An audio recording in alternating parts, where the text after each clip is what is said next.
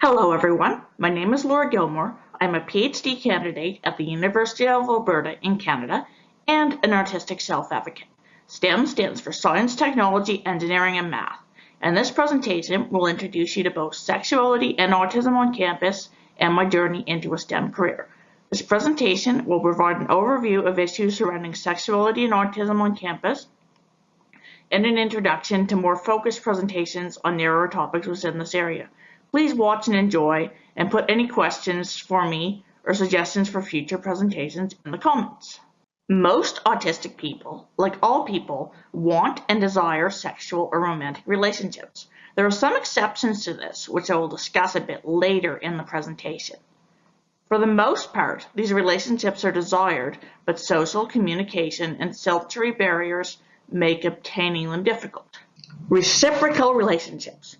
All relationships are based on reciprocal interaction, which sometimes is referred to as throwing the ball back. One person initiates an interaction, and then the response they receive from that interaction determines their next response. With any communication difficulties, including autism, this can get out of sync. This can affect everything from friendship to romantic relationships to spouses to parenting children. Consent is defined as being able to determine what happens to your body and having the right to say yes or no to an activity. For instance, if somebody is okay with their partner kissing them but does not wish to have sexual intercourse, the partner should respect this person's right to say no. In the case of sexual or romantic relationships, lack of understanding of consent can have much greater consequences than in other relationships. For instance, repeatedly contacting someone who refuses a friendship offer will likely result in the person being annoyed, but repeatedly contacting someone who refused sex may result in criminal charges. Consent may be displayed through body language and not always through words. For instance, some people may not say no to advances from their partner, but look away and tense their body. This is an implied no, which may not be obvious to an autistic adult who struggles to interpret body language. Individuals on the autism spectrum may struggle with boundaries. For instance, in a campus situation, most students would know that flirting with a professor or a lab instructor is a no-no, but this might confuse some autistic students. Recently, in a Facebook group, a young autistic man received disciplinary action from university administration for trying to initiate a relationship with a professor, and he was looking for support in this advocacy group on how to handle the situation, and it was unclear even in the group if he was initiating friendship or romance. Safety is an issue on campus.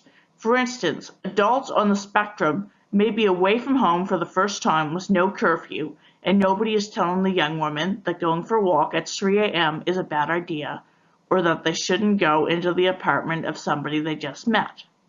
Some of these unwritten rules may need to be spelled out. Single?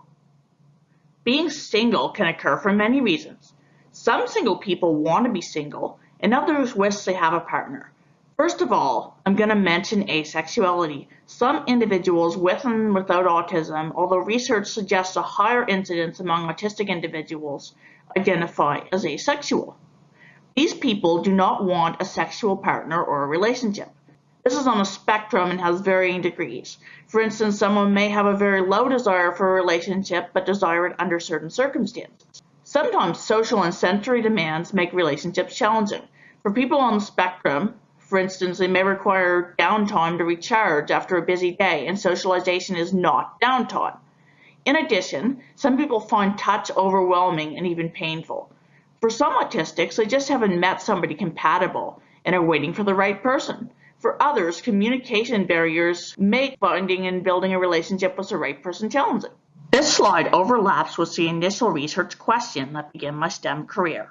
As an undergraduate student, I switched programs several times and was unsure of my direction. I knew I had an interest in research, and things in the world would often make me think about them and ask questions.